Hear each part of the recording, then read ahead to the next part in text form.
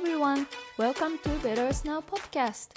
We are three athletic vegan girls from Japan aiming to make our earth a better place with happy animals and healthy humans.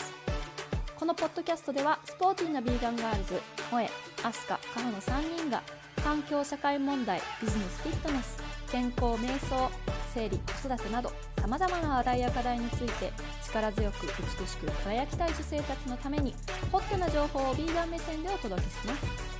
Better Earth makes better us.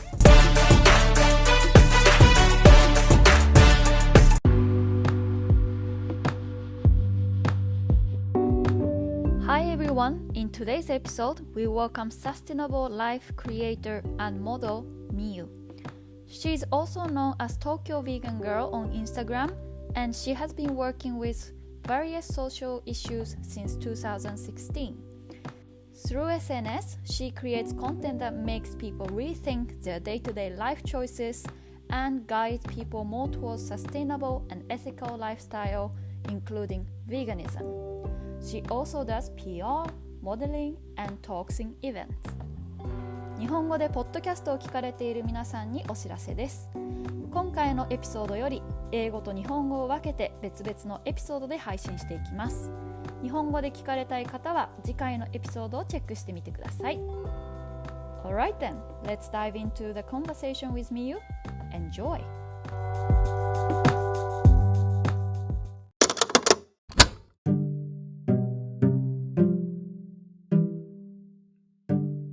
Okay, here we go. So we're having another English meeting for Better Earth Now, and today we're really lucky to have Miyu, who on Instagram can be found under Tokyo Vegan Girl.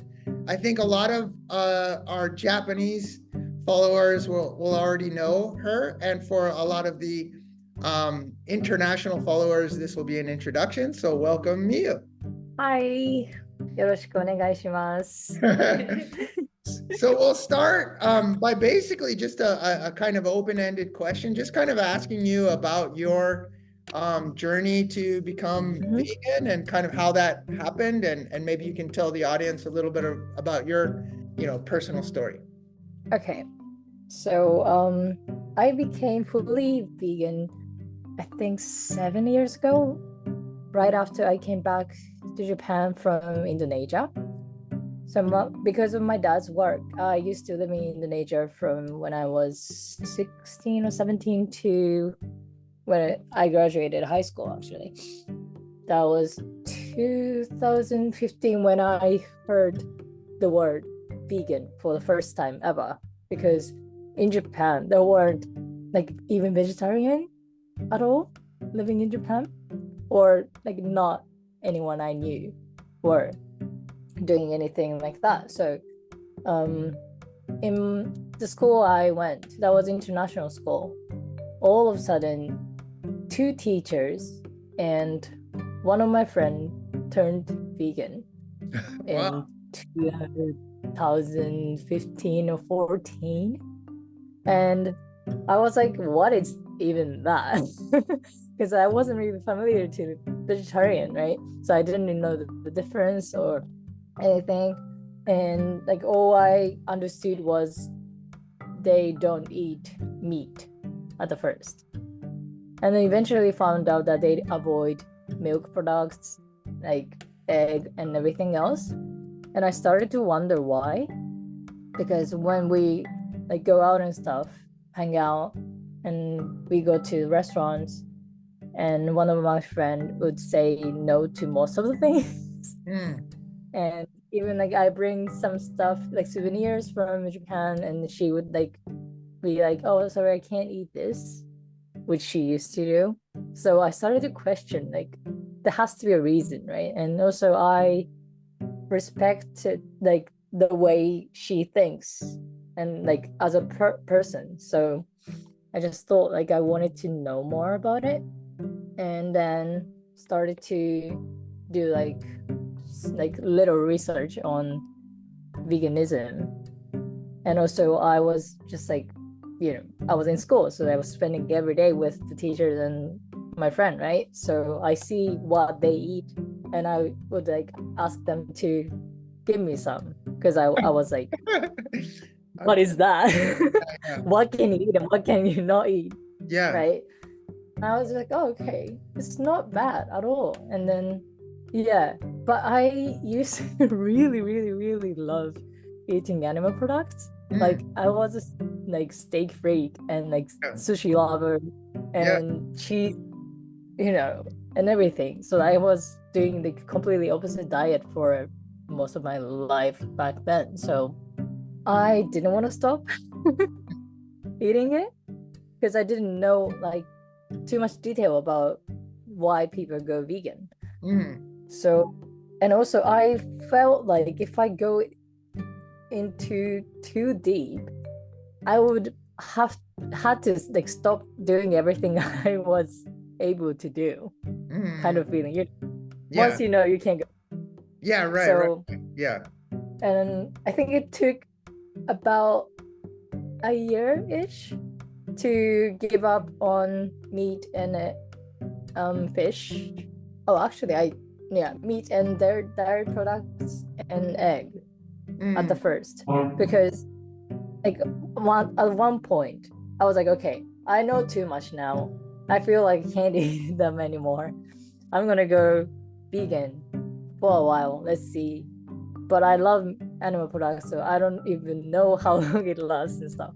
But then I told my parents, especially my mom, freaked out. She was like, what can I cook for you? Like, you're not gonna have dinner with us anymore? And I'm like, well, like, what should I do? Then I also had no idea as well, because like all I knew was like giving up on everything, but like didn't know about the substitutes yet. So I was like, okay, I actually don't know how you can cook for me now. And mom was like, you have to eat with us like occasionally, because I was still in high school. That was beginning of like 2016 or something, I think, when I started that. So I decided to eat fish because purely because of my family wanted me to. I kind of hoped that they would eventually give up on me for being like this, because people get used to it, right, over time. Sure. So I just thought like freak them out less at the beginning and like just make them used to it for a while. And when I was year 12 in Australian international school, I started, I guess it's called pescatarian. Yeah, pescatarian. Yeah. And then it was funny kind of because like my friends group were probably like 6 girls who I was close to, who's from all over the world, and half of them gave up on meat. Wow. 2 of them were vegan back then, and one of them didn't do anything. But like majority of us became either like any type of vegetarian. Yeah. Right.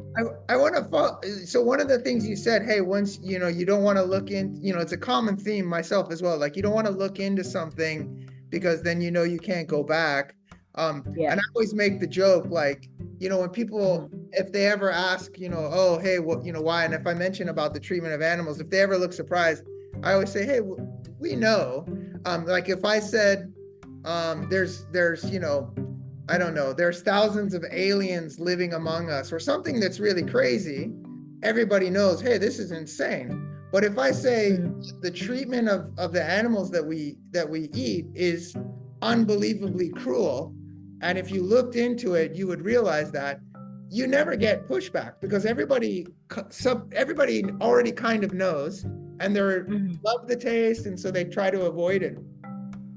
In your case, what were the things that when you said, hey, I looked into these, were there specific websites you looked at, videos, books? What was your research?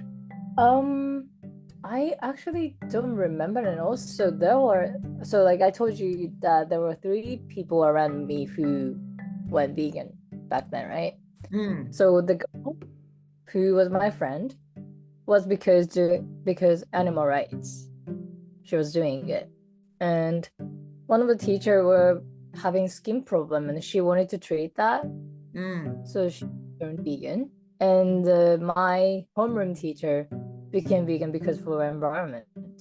Wow. Okay. Interesting. So all of them had the different reasons, right? And I talk to them every day, really.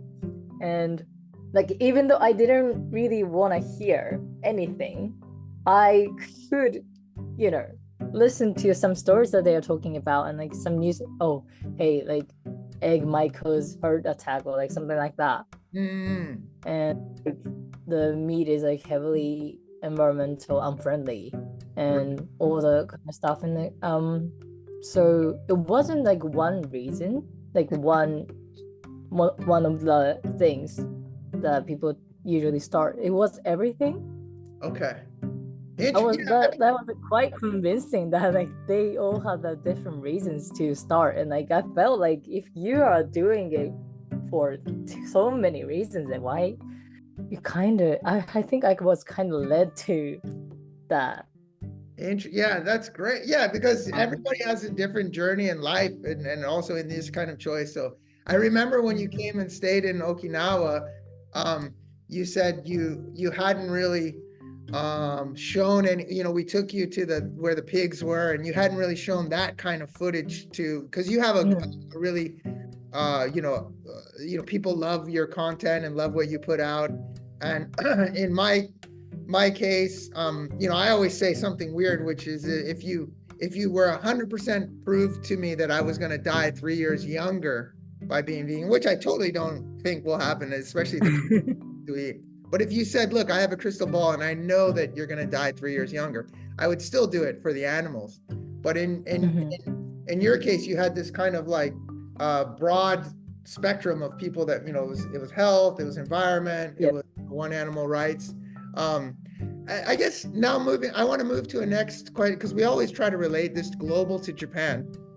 Once you moved from Indonesia to Japan, what were the biggest challenges you had? Was it talking about it? Was it finding the actual foods? What was your biggest kind of transition back to Japan?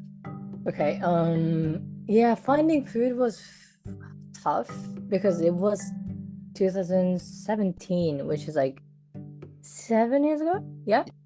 Right. And I really didn't have anything like to eat at like supermarket or convenience store. There's only like, the rice bowls, kombu, and that's pretty much only thing there were, which I know of. And also friendship wise, I turned into university, right? And like I made tons of new friends, and my department was actually international relationships and cooperation. So some of them had the studying abroad or like lived abroad experience, but I was still told that you're the first vegan I've ever seen or met. Wow. And what about the international students? I guess did they have a higher rate of people that were either, vegan or vegetarian, or was it? Yeah. Yeah. Okay. But they still, I mean, like, my course was in Japanese, so like maybe like 1 in 10 had experience, but not everyone. But I got close to the ones. Right. Because we had a similar background. But still, they were like, I know that they exist, but you're the first one I've ever met. Wow. Was I was told. Oh, but from my year, I was the only one at the beginning. But like 2 years, like senior, the third year of my department actually had Yuha. I don't know if you know her. Yeah, sure. Yeah. We went to same uni actually. Oh wow, how amazing! Yeah, and like been vegan. Yeah, when there was like orientation, I got told that there is a vegan girl, like as a senpai of you, and I was like, oh, really? Wow. And got told that she's vegan since she was 7. I was like, really? how could she even survive in Japan? Yeah, but didn't But, she die from yeah. lack of protein? Just kidding. Yeah, I was just like finding everything is so hard in Japan. So I was just so surprised. And then I met her and talked about some stuff. And that's how I knew all the, the beginning or the, vegan community in Japan and stuff. Got it. Well, Yeah. So I kind of want to fast forward, and also that'll probably lead us to more positive. What do you see now that's changed? How's it gotten better? What are some, restaurants or communities or things you want to highlight that you think makes it easier than when you came back to Japan 7 years? What are the good things you see? Substitute stuff is so much more than before now. I feel like they're like all the like Eon and like supermarket used to not have anything I could eat, like vegan cheese and like vegan anything wasn't in the supermarket, but now there are a lot of options. I mean, it's still so little compared to like Europe or US, I guess, but it's still like findable in Tokyo, so I don't struggle so much, because I used to order online maybe like 20,000 yen of like vegan stuff every time I run out, but I don't need to do that anymore. So it's becoming so much easier over time. And also like Starbucks, Tally's, and all the chain started vegan option as well. Yeah, I think like past few years the number of the places that offers vegan option increased like huge amount, including the workspace that you're that we met at I'm in Tokyo that you're also running. I guess people can see or contact you directly and find out more about that, but that's really cool as well. It's right next to Roppongi Station, and you have this space, and it seems very positive and also has those options. It's kind of fun. I actually heard one funny take on the fact that early vegans, because they had to eat so much plants and so much vegetables and fruits and whole grains, that many times they were just forcibly healthier than the modern day vegans, because there's so much process that goes into all these other products. So there's a pro and con, I guess, on both sides. I mean, definitely if you're trying to eat the 100% same diet, but just using vegan choices of it, I think your health benefits are diminished if you're like same amount of pizza and ice cream and sausage, but just do it in a vegan form, as opposed to it's highly more processed. Yeah. To make it look like that or taste like that. So but you always have a great take on everything. We really love what you're doing. I hope that the international viewers, they have one more Japanese based a friend to make when they come to Tokyo, and also to visit your center. And it's always a pleasure to catch up with you. Any last advice you have for listeners, or any thoughts, or once you know where to eat, it's not hard to do vegan in Tokyo or Kyoto or Okinawa. Everyone, like all the articles says like Japan's like extremely hard to be vegan and stuff because of the fish stock. Like culturally we use fish a lot, but like once you know where, it's not really a problem. So if you're looking into like start doing it, then just find like the Instagram account where it suggests all the vegan places, so you're not going to struggle. Yeah, we had great times going to restaurants with you in Okinawa. We look forward to seeing you here again. It was really and thank you so much for your time. It's such a pleasure to hear your story. And everyone, please follow Tokyo Vegan Girl and ask Miyu questions that you have if you're visiting Japan. And thank you so much, Miyu. Thank you. Okay. Have a great day.